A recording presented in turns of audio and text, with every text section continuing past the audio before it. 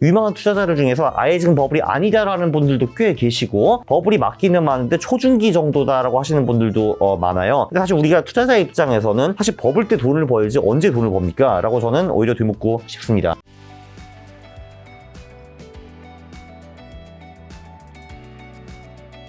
코스피가 4천이 뭐 붕괴됐다가 돌파했다가 붕괴됐다가 굉장히 돌파를 반복하고 있는데 오늘은 지금 장중에 코스피가 4,036, 2.7% 다시 또 급등을 했어요. 이렇게 증시가 오늘 오른 이유랑 플러스로 최근에 어쨌든 원래 4,200까지 갔다가 지금 조정을 좀 받고 있는 정체 기간이긴 하잖아요. 그 이유는 뭘까요? 오늘 오른 이유는 뭐 제가 보기에는 어제 엔비디아 어닝이 나왔거든요. 네. 굉장히 잘 나왔고 매출액도 기대한 것보다 훨씬 더 잘 나왔고 그리고 마진도 정말 어마어마하더라고요. 네. 그러니까 매출액이 50% 이상을 남기는 기업이 몇 개가 되겠는가. 아무튼 뭐 잘 남기더라고요 보니까. 근데 이제 뭐 아시다시피 젠슨 헝이 한국에 와가지고 네. 그 이제 AI를 여기 많이 이제 퍼뜨리겠다, GPU를 판다. 그리고 이제 삼성전자와 하이닉스가 혜택을 보기 때문에 걔네 둘이 올라가지고 한국 증시도 다시 4천을 회복한 것 같습니다. 네, 그게 이제 오늘 이유인 것 같고요. 네, 그리고 뭐 일반적으로는 그냥 엄청나게 많이 올랐기 때문에 쉬어가는 기간이라고 보지 이걸 시리어스하게 보진 않고 있습니다. 근데 요즘 이제 시장의 유동성이 조금 떨어졌다 그런 말은 좀 나오고 있죠. 저는 근데 가벼운 조정이라고 보고 있습니다. 사실 조정이라고 봐야 되나? 5% 빠졌는데? 그럼 앞으로 한국 주식 내년은 좀 어떻게 보세요? 일단 한국 주식을 논하려면은 사실 이 한국 시장이 어떻게 보면 미국 주식 시장이 파생 상품 비슷한 거기 때문에 미국 쪽으로 일단 얘기를 좀 해봐야 될 것 같아요. 일단 26년 그러니까 내년에 중간 선거가 있어요. 내년 말에 그거는 원칙적으로는 썩 좋지는 않습니다. 미국 주시장이 중간 선거 있는 해에 많이 떨어진 적이 있어요. 22년도 그렇고 18년도 그렇고 이제 그런데 재밌는 거는 26년은 좀 다른 게 26년에는 두 번째 임기의 중간 선거예요. 그게 뭐가 다르냐라고 하면은 미국 대통령이 두 번 임기를 할 수가 있고 그래서 이제 2년 차에 중간 선거가 있을 수가 있고 6년 차에 있을 수가 있는 거거든요. 근데 내년은 6년 차입니다. 왜냐하면 트럼프 대통령이 2년 후에 물러나야 되거든요. 3임까지는 못하기 때문에. 근데 이게 재밌는 게 2년 차는 사실 굉장히 중요한 선거인데 6년 차는 그렇게 중요하지는 않습니다. 왜냐하면 2년 차 선거는요. 그걸 치르면은 고 대통령이 6년을 더 하느냐 아니면 2년 동안 레임덕 하다가 물러가느냐 그런 게 좀 결정이 되거든요. 그래서 이제 시장에 굉장히 이제 중요시 보고 있고 그리고 시장을 크게 뒤흔들 수 있는 그런 선거예요. 6년 차는 좀 다릅니다. 6년 차는요. 선거 결과가 어떻게 나오든 간에 대통령은 레임덕이 올 수밖에 없어요. 2년밖에 안 남았고 그리고 2년 후에 그 사람이 교체된다라는 것도 그냥 팩트이거든요. 6년 차 같은 경우는 시장의 변동성이 별로 세지가 않아요. 참고로 미국 시장이 2차 세계대전 후에 두 번째 임기 중간 선거를 6번 치렀거든요. 그 6번 전부 다 미국 주식이 미친 듯이 올랐습니다. 이건 좋은 것 같아요. 그게 늘 이제 순탄하게 오른 건 아니었고 1950년 같은 경우는 한국에서 전쟁이 터졌죠. 그래서 보면은 그때 주식시장을 보면은 한두 달 떨어졌어요. 6월, 7월 그때 떨어졌다가 다시 수직 상승을 했고 98년에도 그런 일이 있었는데 거기도 한국이 들어가 있어요. 그때는 한국도 망했고 러시아도 망했고 아시아 나라들이 많이 망했거든요. 그래서 거기도 주식시장이 잘 오르다가 두어 달 정도 깨지다가 다시 전부 다 회복하고 다시 신고점을 찍는 그런 모습이 나왔습니다. 그래서 결론적으로 두 번째 중간 선거 그러니까 이제 6년 차 그때는 미국 주식시장이 지금까지는 늘 좋았다라고 볼 수 있습니다. 이게 왜 그런지 생각을 좀 해보면은 일단 시장에는 리스크가 별로 없어요. 왜냐면 2년 후에는 대통령이 물러가고 그리고 이 중간 선거의 후에는 대통령이 레임덕이 된다라는 게 기정사실인데 근데 대통령 입장에서는 이게 마지막으로 중요한 선거입니다. 2년 후에는 본인은 못 나오거든요. 마지막으로 본인이 힘을 써가지고 본인의 정당에 도움이 될 수 있는 마지막 선거가 6년차 선거이거든요. 돈을 많이 풀 거예요. 돈을 풀면은 시장은 좋아하겠죠. 시장은 좋아하는데 리스크는 별로 없어. 그렇기 때문에 6년차에 대부분 주시장이 오르는 겁니다. 자, 그러면은 미국 시장이 오를 가능성이 매우 높기 때문에 한국 시장은 미국 시장을 80, 90% 정도 따라가거든요. 그렇기 때문에 한국 시장도 오를 가능성이 내릴 가능성보다 더 높은 겁니다. 그리고 조금 전에 삼성전자 하이닉스 얘기를 하셨는데 그 두 개가 사실 한국 주식시장의 40% 정도이잖아요. 근데 얘네 둘도 지금 누가 봐도 잘 되고 있거든요. AI 어쩌고 엔비디아 어쩌고 하기 때문에. 그래서 이제 저도 이제 궁금해가지고 그 반도체 붐이 어디까지 갈 것인가. 그러니까 이제 뭐 제가 물어볼 사람이 AI밖에 없잖아요. 친구가 없으니까. 그래서 이제 그 AI들은 일반적으로 한 27년까지 간다라고 예측을 하고 있고 특히 제스커저음은 좀 더 간다라는 얘기도 있습니다. 안타깝게도 그들의 주식은 27년이 아니라 한 6개월 전부터 빠지기 시작할 건데 근데 아무튼 26년 뭐 상반기까지는 거의 무조건 계속 좋아 보이고 하반기까지도 좋을 가능성이 꽤 있어 보입니다. 지금 한마디로 내년에 한국 주식과 미국 주식을 둘 다 좋게 보시는 거네요? 네, 둘 다 좋게 보는데 미국 주식시장은 좀 더 좋게 보고 있고요. 왜냐면 거기는 다이렉트하게 이제 대통령이 돈을 쏟아붓는 거에 수혜자가 될 것이고 한국은 간접이니까요. 그러니까 미국은 직접적인 수혜, 한국 간접적인 수혜이기 때문에 미국 주시장을 좀 더 좋게 보고 있고 한국 주시장도 나쁘게 보지는 않고 있습니다. 그리고 말씀하신 오늘 이제 증시가 오른 게 엔비디아 실적 발표가 AI 버블론의 이제 분수령이 될 수 있는 거였는데 실적이 굉장히 잘 나왔다라는 건데 그러면 이제 한국 주식의 앞으로 삼성전자, SK하이닉스 주가도 이게 굉장히 앞으로 좀 더 오늘만 오르는 걸까 아니면 앞으로도 좀 더 장기적으로 주가에 긍정적인 영향을 줄까요? 최근 몇 분기 동안에 엔비디아는 계속 어닝 서프라이즈를 내고 있거든요. 그러니까 이번 분기뿐만이 아니라 그 전 분기도 냈고 전전 분기도 냈고 이러고 있는데 최소한 이 흐름이 꺾이기 전까지는 뭐 같이 따라갈 것 같은데요. 삼성전자, 하이닉스가 심지어 같이 치킨도 먹었잖아요. 여기 와가지고 그렇죠. 네, 친구잖아요, 친구. 말씀하신 혹시 그러면 한국 대표 주식인 삼성전자, SK하이닉스 주가 전망을 해주신다면요? 뭐 어디까지 갈지는 뭐 당연히 모르겠지만 뭐 아무튼 올라가지고 코스피를 좀 끌어올려주겠죠. 제 생각에는. 코스피는 대통령이 말씀하신 5천 가능하다고 보세요? 네, 예. 뭐 25%밖에 안 남았잖아요, 사실 지금. 그렇죠. 많이 예. 남진 않았죠. 예, 그러니까 한국 흐름도 보면은 보통 대통령 1년차, 2년차가 제일 좋고 특히 민주당 1, 2년차가 제일 좋아요. 이제 이게 재밌는 게 뭐냐면은 이제 한국의 이제 군사 독재가 끝나고 80년대 말인가? 그때 이제 김영삼 정부부터 어떻게 보면 이제 선거가 가능한 이제 그런 이제 시스템이 도입이 됐죠. 민주주의 비슷한 거. 그래서 그때까지 한 절반 정도는 이제 보수 정부가 했고 한 절반 정도는 그 민주당과 그 아류들이 했거든요. 근데 보면은 흥미로운 거는 그 민주당 때만 주식이 올라요. 한국 주식이. 그 보수 정권 때는 안 오르거든요. 그리고 그 민주당이 오를 때도 1년차, 2년차에 보통 집중되어 있어요. 그거는 이제 유식하게 말하면은 이제 확장적인 재정 정책 이렇게 표현을 해야겠죠. 이게 한마디로 돈을 많이 푼다라는 거죠. 이제 민주당이 들어와가지고 이제 집권 전에도 내가 집권하면 돈을 이렇게 풀 거야, 이렇게 풀 거야 하고 있다가 집권했다. 오케이 1년차 빵, 2년차 빵 해가지고 그때 이제 주식이 많이 오르는 건데 물론 올해 이번 2년차, 그러니까 이제 26년에는 25년만큼 많이 오르질 것 같지는 않아요. 그럼 70% 오르면 7천 가는 거니까 그 정도는 아닐 것 같은데 뭐 25% 가지 않겠어요, 그게? 5천인데. 네. 자, 근데 AI 좀 더 여쭤보면 워렌 버핏이 최근에 구글에 6조 원 넘게 투자했는데 버핏이 투자를 AI는 거품이 아니다라는 뭐 명확한 신호로 해석해도 되는지랑 뭐 요즘에 AI 버블이 있냐 없냐 논란이 굉장히 많은데 어떻게 보세요? 일단 구글부터 먼저 말씀드리면은 구글이 그 빅테크 주식 중에서 제일 싸요. 퍼 이런 거 보면은 이제 한때 20미까지 내려갔었거든요. 그래서 제가 보기에는 이제 워렌 버핏이 AI 버블 전체를 평가했다기보다는 이제 그 기업이 좋아서 산 것 같아요. 이제 그럼 구글이 왜 이렇게 쌌냐? 구글은 이제 우리가 흔히 생각하는 거는 쟤네들이 광고로 돈 버는 애들인데 AI, 특히 챗GPT가 나타난 후에 검색이 급감해가지고 쟤네들이 이제 X가 되었을 것이다. 이런 식으로 이제 그게 스토리였거든요. 그래서 그 빅테크 중에서 구글의 퍼가 제일 낮았어요. 근데 이제 사실 그래서 저도 그런 식으로 오늘 GPT에 물어봤거든요. 아니 지금 난 이상하다. 버핏이 왜 사는 거야? 그런 이유로 지금 광고 수익도 제대로 안 나오고 AI 때문에 타격을 많이 받았을 텐데 하고 물어보니까 GPT가 잠깐만요. 그거는 사실이 아닙니다. 일단 걔들 숫자를 보세요. 점점 다 도와주고 있고요. 매출도 늘어나고 수익도 늘어나고 그리고 어떻게 보면 AI 쪽에서 얘네들이 이제 인프라, 그러니까 실제로 반도체를 만들고 있기도 하고 그 TPO인가 뭔가 그리고 이제 그 LLM도 있고요. 제미나이가 꽤 괜찮으니까 그리고 거기를 투입할 상품들도 다 있어요. 뭐 유튜브라는 것도 있고 뭐 등등. 그렇기 때문에 오히려 얘네들도 AI 어마어마한 수혜자인데 사람들이 그거를 잘 모르기 때문에 밸류에이션 어느 정도 떨어져 있는 거고 그거를 워렌 버핏은 놓치지 않았다. 이런 식으로 평가를 하더라고요. 다 맞는 말인 것 같아요. 제가 보기엔 다 맞는 말인 것 같고 그러면 이제 AI 전체로 넘어가가지고 버블이 있느냐 없느냐 그것도 이제 제가 지난주 영상 하나 올린 게 있는데 일단 버블 말기는 아니다라는 거는 확실해요. 제가 보기에는 버블 말기에는 어떤 일이 있냐 하면은 그때는 3류 기업, 4류 기업들이 전부 다 뭔가 지네들 이름에 AI 붙여가지고 유상증자를 엄청나게 많이 합니다. 걔네들한테는 엄청난 기회거든요. 이제 걔네들은 알잖아요. 우리가 쓰레기라는 거. 우리가 쓰레기인데 어떻게 엑시트하지? 나이스 AI 버블이다. 여러분 우리 쓰레기 아니에요. AI 합니다. 하면서 이제 막 몇 조의 밸류에이션에 이제 그 주식을 넘기고 도망가는 거죠.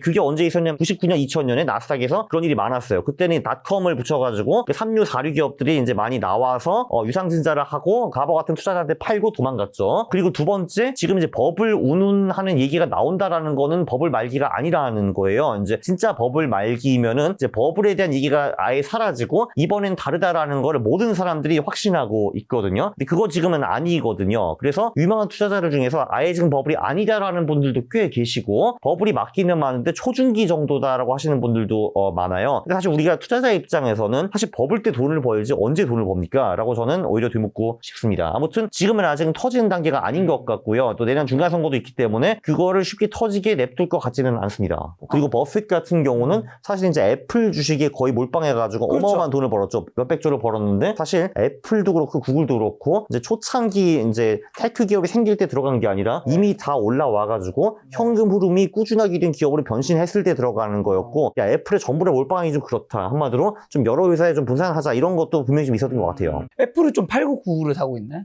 그죠. 애플을 많이 팔았죠, 지금. 많이 팔았죠. 이제 아직도 그래도 꽤 많은 주식을 갖고 있는 것 같긴 하지만 뭐 어떻게 보면 그 돈으로 구글 샀다고 볼 수도 있죠. 오렌 버핏이 뭘 사면 어쨌든 뭐 늘 맞는 건 아니겠지만 그래도 사면 단기간에 매매하는 스타일은 아니시니까 이걸 따라서 구글을 사도 괜찮을까요? 뭐 사실 뭐 워렌 버핏이 샀는데 뭐 큰 실수는 안 할 것 같은데요. 그죠? 네. 자, 근데 마이클 버리는 빅테크 AI 투자를 현대판 분식회계라고 비판하던데 이 주장은 좀 동의하세요? 이게 이제 이 양반이 무슨 얘기 하냐면요. AI 투자를 한 다음에 감가상각이라는 거를 하잖아요. 데이터 센터 GPU 감가상각. 예, 맞아요. 그거를 이제 기업들이 5년에서 6년 정도로 해놨대요. 네. 근데 이제 그 머리 말은 그게 말도 안 된다. 요즘 교체가 하도 빠르기 때문에 2에서 4년 정도가 적합하다. 그러니까 그 말은 뭐냐면은 감가상각을 6년에 나눠서 하면은 그 전까지 어닝이 좋게 보인다라는 거죠. 근데 2년, 4년으로 해버리면은 그때 어닝이 줄어든다. 한마디로 이분이 하시고 싶은 말씀은 네. 지금 빅테크들의 어닝이 부풀려져 있다라는 거예요. AI 투자는 많이 하는데 그 네. 투자 비용을 손실이 덜 드는 것처럼 이런 식으로 포장한다. 이런 얘기이거든요.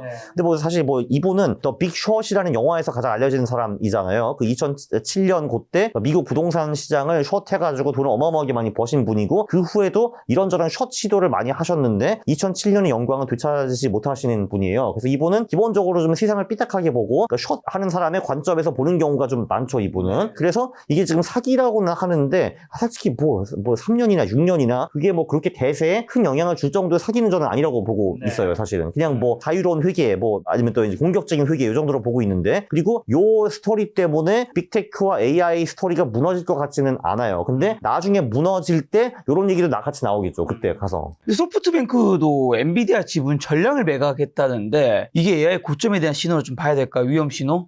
그건 아닌 것 같아요. 이제 손정희 회장의 이제 정기가 나왔거든요. 이제 작년이가 나와가지고 읽어봤는데 이분은 기본적으로 투자를 잘하는 사람은 아니에요. 아까 이제 그게 무슨 말이냐면은 닷컴 버블 때도 그렇고 이분은 성장성이 있는 기업은 돈을 벌든 안 벌든 그냥 무조건 다 거의 다 사는 분이거든요. 진짜 수백 개 수천 개 기업에 분산 투자를 한 사람이고 그 중에서 이제 대박을 몇 개 터뜨렸죠. 야후라든지 아니면 알리바바라든지 뭐 이런 것들. 네, 그래서 이분이 뭐 특정 종목을 사고 팔았다는 거에 대해서 의미심장하게 생각할 필요는 별로 없을 것 같습니다. 네, 그냥 이분은 그냥 성장성이 있고 핫한 산업에 있는 기업들은 그냥 다 사는 사람이에요, 그냥. 근데 엔비디아는 왜 다 팔았을까요? 돈이 필요할 수도 있죠. 네, 그래서 이분의 투자 결정은 저는 전혀 참고하지 않아요, 사실. 별로 중요하지 않다고 봐요. 네. 자, 미국 근데 오라클의 CDS 신용부도 수학 비용이 폭등했는데 빅테크의 막대한 AI B2 리스크가 현실화될 가능성 그럼 없을까요? 일단 CDS가 이제 뭐냐 하면 이제 보험 비용 같은 거거든요, 이게. 네. 오라클이 채권을 발행을 했는데 그 채권을 보험에 들 수가 있어요. 근데 이제 그 보험 비용이 사실 뭐 급등한 거까지는 아니고 뭐 한 뭐 2배 정도 늘어난 걸로 저는 알고 있거든요. 그래서 사실 이제 지금까지는 빅테크들이 적극적으로 많은 방법을 동원해가지고 이제 돈도 빌리고 이런 식으로 해서 AI 투자를 한 것 같은데 그 중에서 밸런스 시트, 그러니까 이제 재무제표가 가장 좀 이제 안 좋은 데가 오라클이었던 것 같아요. 네, 그래가지고 이렇게 워닝 사인으로 나왔는데 저는 딱 그 정도로만 봐요. 어느 정도 가벼운 경고라고 이제 보고 있고, 실제로 근데 오라클은 제가 잘 모르겠지만 다른 빅테크 기업은 돈도 굉장히 많이 벌고 네. 있거든요. 충분히 그 부채를 감당할 수 있을 정도 수준인 것 같아가지고 저는 이걸 별로 시리어스하게 보고 있지는 않고 있습니다. 자, 그럼 이제 현재 한국이랑 미국 증시 둘 다 좋게 보시고 미국 증시가 더 좋게 보신다고 하신 작가님께서는 유망 섹터 이제 올해 12월 내년에 어디에 투자해야 한다고 보시나요? 뭐 사실 뭐 1년 기준으로 보면은 모멘텀을 따라가는 게 이제 제일 좋은 투자잖아요, 사실 이게. 장기 투자 얘기는 좀 이따 할 것 같은데 1년 기준으로 보면은 모멘텀을 따라가야죠. 예, 그리고 이게 이제 2024년과 25년에 미국 트레이딩 챔피언십에서 이제 24년에 우승하시고 25년에 1등을 달리시는 분이 한 분 계세요. 이제 그분이 홍콩 사람인데 이제 그분이 요즘 뭐라고 했냐면은 시장은 최근에 AI라는 언어를 말씀하셨다라고 이제 하셨고, 네, 그리고 거기서 파생 상품 몇 개 있다. 전력이라든지 뭐 반도체라든지 뭐 그런 것들. 시장은 지금 AI라고 외치고 있기 때문에 그거를 잘 따라라라고 하셨는데 그 말씀이 맞는 것 같습니다. 내년에도 AI다. 그럴 것 같아요. 이제 모멘텀으로 가야죠, 결국은. 네. 그럼 방금 전에 말씀하신 장기 투자는요? 장기 투자는 이제 사실 사실 저는 버블 초중기 정도로 보고 있거든요. 네. 그렇다면은 이제 그 초중기면 언젠가 말기가 올 것이고 그게 터질 거거든요.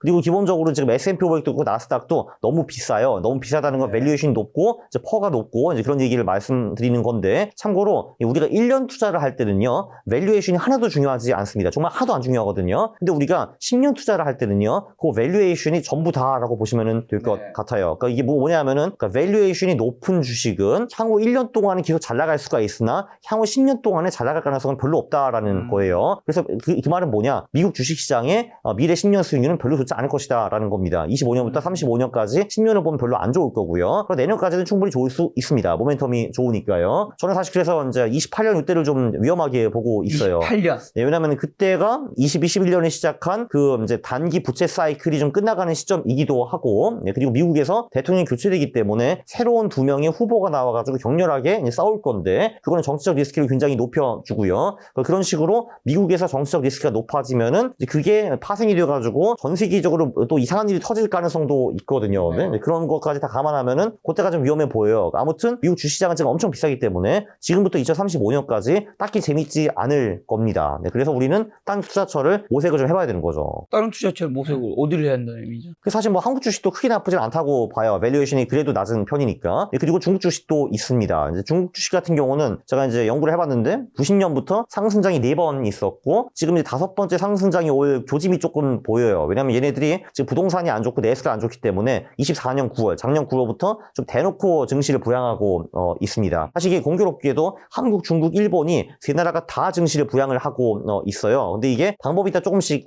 달라요. 일본 같은 경우는 좀 이제 기업들을 압박해가지고 걔네들이 corporate governance를 좀 개선하라. 그러니까 한마디로 지금 PBR가 당시 일본이 0.9밖에 안 됐거든요. 그러니까 이제 돈을 좀 많이 풀어라, 자사주를 매입하라, 배당을 하라, 그리고 투자를 할 때는 좀 제발 수익성이 높은 프로젝트만 투자를 하고 그런 게 없으면 다 나눠줘라, 이런 식으로 정부에서 은근한 압박을 주고, 네, 그리고 어떻게 할 건지 계획서를 제출하라 해가지고 실제로 일본 기업의 86%가 그런 거를 제출을 했어요. 그리고 제출 안 하는 기업들은 공시에서 계속 쪽을 줘요. 아직도 그 계획을 제출하지 않은 바보들 하면서 이렇게 매월 그 보고서를 낸대요. 그 증권거래소 같은 데서. 그리고 실제로 이제 일본 기업 같은 경우는 한번 하겠습니다 하면은 하는 경우가 그래도 좀 많은 편이고, 실제로 주주 친화적인 정책을 한 2, 3년 전부터 하고 있어요. 배당도 많이 늘어났고 자사주 매입도 많이 하고, 그렇게 하니까 일본 주식이 2배 정도 이미 상승했어요. 지금 PBR가 0.9에서 1.7, 1.8까지는 이제 왔고요. 이제 한국은 그거를 전 정부 때부터 그 얼추고 정책을 베껴가지고 하고 있는데 좀 이제 강제성이 일본보다 조금 떨어져요. 한국 같은 경우는. 그래서 한국은 그 정책도 어느 정도는 도움이 되겠지만 그거보다는 반도체 AI 사이클 때문에 많이 올랐다고 보고 있고, 중국은 어떻게 하냐면요, 거기는 좀 더 무식하게 합니다. 그래 돈으로 때려받고 있거든요.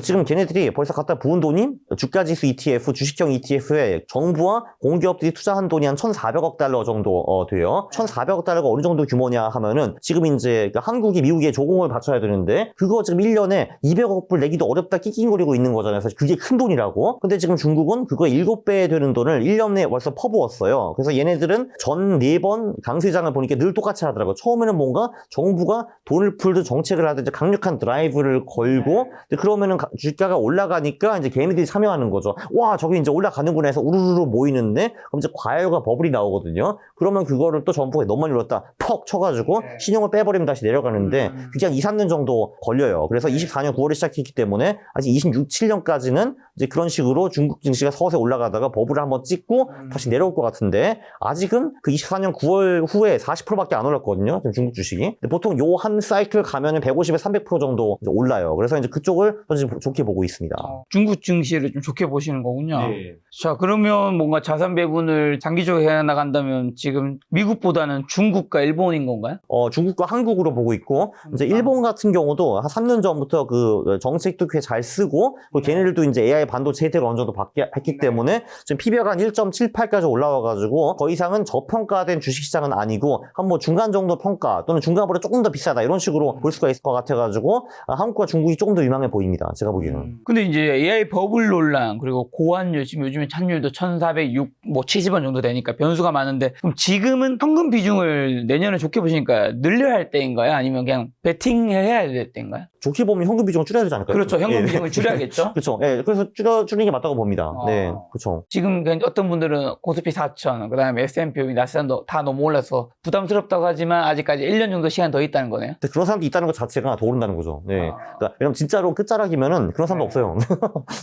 저 그러면 AI 버블 아까 전에 아직 말기는 아니라고 하셨는데 말기 때 잘 빠져나오는 게 또 중요하잖아요. 그렇죠. 네. 말기 때 이 주가가 이제 앞으로 내려간다고 생각할 수 있는 신호는 뭐 어떤 것들이 좀 있을 수 있을까요? 일단은 조금 전에 말씀드린 게 두 개가 하나 있죠. 일단 버블 얘기가 안 나오고요. 네, 네. 그리고 3류, 4류 소위 잡주들이 유상증자를 미친 듯이 할 때 이제 그때가 이제 완전 생말기라고 볼 수가 있는 거죠. 근데 사실 그렇다고 해서 그 말기에 도착한 후에도 또 미친 듯이 갈 수가 있는 거거든요. 그래서 제가 보기에는 투자자들이 할 수 있는 가장 일반적인 수단은 그 끝까지 바라보고 뭐 예를 들면 한 200일선 또는 좀 더 빠르면 60일선이 깨질 때 그때 같이 빠져나오는 게 낫지 않을까 싶습니다. 그렇게 하면 당연히 머리 꼭대기에서는 팔 수 없겠지만 그래도 뭐 어깨 정도는 팔 수 있을 것 같거든요. 뭐 그럼 된 거죠, 뭐 사실. 그럼 된 거죠. 아니면 뭐 엔비디아가 실적을 발표하니까 지금은 계속 어닝 서프라이즈를 하고 있잖아요. 아, 예, 네. 다음에 또 발표했는데 그때 시장 기대치보다 하회를 하면 네. 어떻게 보면 엔비디아가 지금 AI 대장의 선봉장이니까 뭐, 예, 그것도 여기가 충분히 일리가 꺾이면 있습니다. 맞아요, 맞아요. 예, 그쵸. 그때 예. 좀 그때부터는 주식을 좀 비중을 줄이는 것도 괜찮을까요? 그것도 나쁘지 않겠네요. 근데 이제, 근데 한번 버블이 지속이 되면은 그런 것도 다 무시할 수도 있어요, 시장이. 예.